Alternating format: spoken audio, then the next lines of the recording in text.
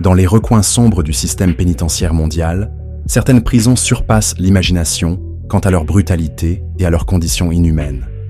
Chaque établissement, qu'il s'agisse du trou noir surpeuplé du Gitarama au Rwanda ou de l'isolement extrême d'ADX Florence, raconte une histoire de souffrance et de désespoir. Ces lieux, bien plus que des simples centres de détention, deviennent des labyrinthes où la survie se mêle à la torture psychologique et physique.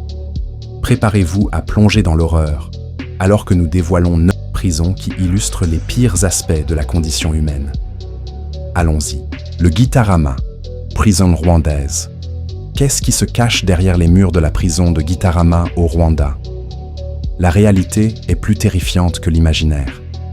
Cette prison, souvent décrite comme un véritable enfer sur Terre, est le théâtre de scènes de désespoir inimaginables. À l'intérieur, des milliers de prisonniers, entassés dans des espaces prévus pour à peine 3000 personnes, luttent pour leur survie dans des conditions inhumaines.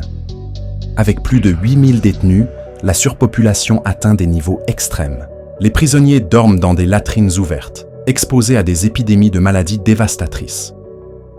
La situation alimentaire est désastreuse. Dans leur quête désespérée de nourriture, certains détenus n'hésitent pas à se nourrir de la chair des camarades décédés, un fait que le gouvernement rwandais refuse d'admettre, le qualifiant de rumeurs infondées. Beaucoup d'entre eux sont là depuis les événements tragiques du génocide rwandais de 1994, où ils ont été accusés d'avoir participé à des meurtres de masse. Les preuves de leur culpabilité n'ont souvent jamais été établies, et une majorité d'entre eux ne sort jamais vivant de cette prison. Les tensions entre les détenus sont omniprésentes, conduisant à des violences fréquentes. Les combats entre gangs et les agressions sont monnaie courante, engendrant des blessures graves. Les prisonniers souffrent non seulement physiquement, mais également psychologiquement, dans un environnement où la survie est un combat quotidien. Le Gitarama est un lieu où l'espoir semble s'éteindre et où chaque jour représente un nouveau défi pour ceux qui y sont enfermés. Les horreurs de cette prison continuent de hanter les esprits, rappelant les réalités sombres du système pénitentiaire. Bangkok Central Prison. Quelles sont les vérités terrifiantes derrière les murs de la Bangkwang Central Prison, souvent surnommée le Big Tiger? Cette prison, située en périphérie de Bangkok, est renommée pour son traitement brutal des détenus. Inaugurée dans les années 1930, elle est devenue l'un des lieux les plus redoutés pour ceux qui y sont incarcérés. Les prisonniers, qu'ils soient condamnés à mort ou purgeant des peines de réclusion à perpétuité, endurent des conditions inhumaines. Pendant les 3 premiers mois de leur incarcération, ils sont enchaînés, limitant ainsi leurs mouvements et altérant leur santé mentale. Les détenus du couloir de la mort subissent un traitement encore plus sévère, leurs chaînes étant soudées jusqu'à leur exécution. Imaginez vivre chaque jour avec un poids de 15 kg à vos pieds, sachant que la mort peut frapper à tout moment. Les conditions de vie dans cette prison sont déplorables. La nourriture est rare et souvent insuffisante, les riches prisonniers accédant à des repas plus nutritifs, tandis que les plus pauvres se contentent de restes. Alan John Davies, un citoyen britannique emprisonné pendant 17 ans, témoigne de l'horreur de cette expérience. Souffrant d'infections graves à cause de l'insalubrité, il a vu d'autres prisonniers mourir avant leur exécution, en raison de la violence omniprésente et de l'absence de soins médicaux. Les tensions entre détenus provoquent des émeutes fréquentes, et les blessures résultant de ces luttes sont courantes. Malgré les efforts du gouvernement pour améliorer la situation, Bangkwang reste un symbole de souffrance et de désespoir. Prison de dauphins noirs. La prison de Black Dolphin, en Russie, est tristement célèbre pour sa brutalité. Située près de la frontière avec le Kazakhstan, elle accueille certains des criminels les plus dangereux du pays, allant des meurtriers aux terroristes. L'établissement a été conçu comme une véritable forteresse, avec des mesures de sécurité extrêmes. Chaque détenu y est placé derrière 3 portes en acier, emprisonnant les pires délinquants dans un environnement oppressif. Les prisonniers ne bénéficient que de 90 minutes d'exercice par jour dans une grande cage, où ils sont scrutés pour éviter toute tentative de contrebande. Pendant 16 heures, ils doivent se tenir debout dans leur cellule, sans possibilité de s'asseoir ou de se reposer. Les gardiens effectuent des rondes toutes les 15 minutes pour veiller à ce que les règles soient strictement respectées. La nourriture y est sommaire, constituée principalement de soupe et de pain, servis dans les cellules sans possibilité de socialiser. Les détenus passent des semaines, voire des mois, sans contact humain, enfermés dans un espace vide et sombre.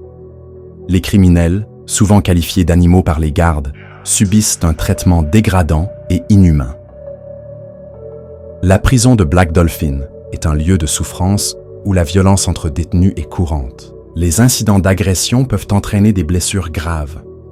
Les prisonniers, en raison des conditions de détention extrêmes, développent souvent des problèmes de santé mentale.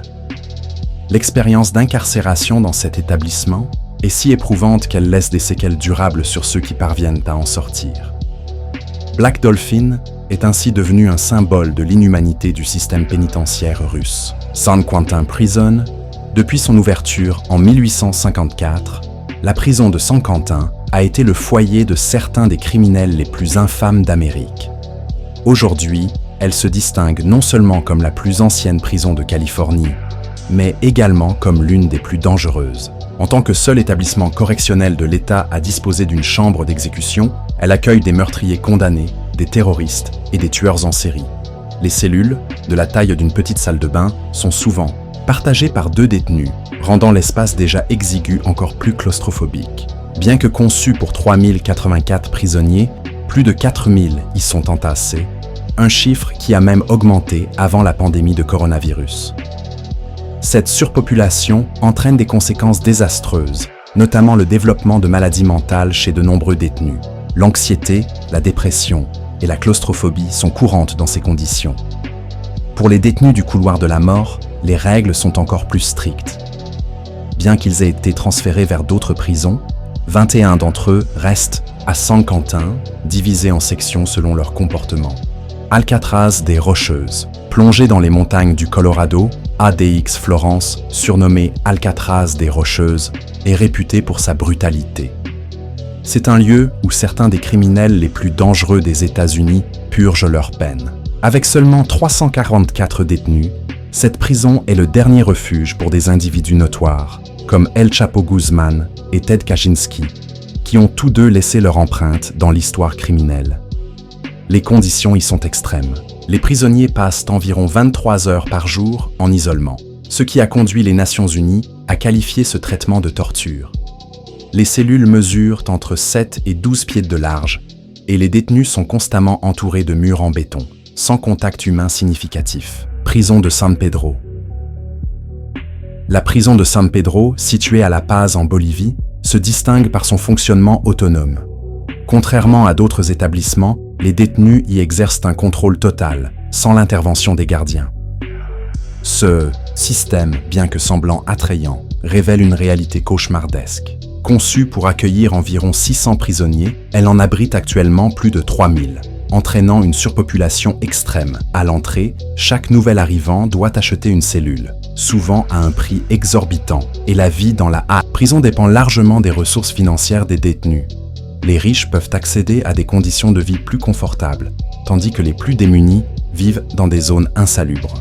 Les crimes contre les femmes et les enfants sont particulièrement mal vus, et ceux qui commettent de tels actes deviennent rapidement des cibles. San Pedro est également marqué par une hygiène déplorable. Les détenus doivent gérer leurs besoins dans des conditions précaires, et la nourriture est souvent insuffisante, chaque prisonnier devant se débrouiller pour se nourrir. La prison de Sabonas. La prison de La Sabaneda, au Venezuela, était autrefois considérée comme l'une des plus violentes au monde.